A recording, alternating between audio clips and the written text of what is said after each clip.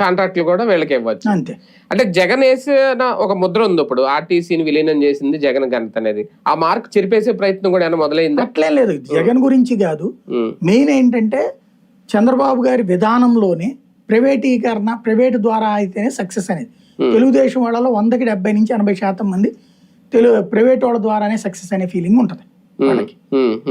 ఇప్పుడు దీంట్లో ఏంటి, యూనియన్లకు సంబంధించిన నాయకులు బస్సులు తీసుకుంటారు, ఆ విధంగా గిట్టుబాటు, వాళ్ళు గొడవలు చేయరు.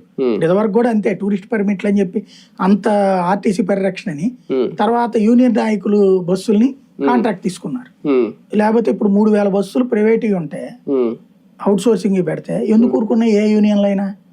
నాయకులకి బస్సులు కూడా ఉంటాయి అందులో.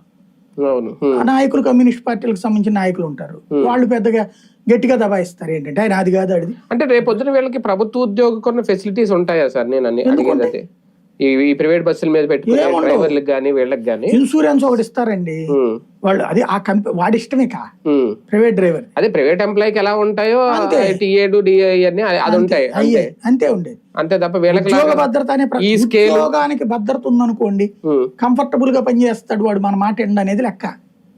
కడుపు మండాలి అనేది లెక్క అండి వీళ్ళకి. అంటే నడిపే విధానం కూడా అలా ఉంటదా రేపొద్దున్న? ఈ బస్సులను నడిపినట్టే వాళ్ళు ప్రైవేట్ బస్సులు ప్రైవేట్ బస్సు మాట వింటున్నాడా?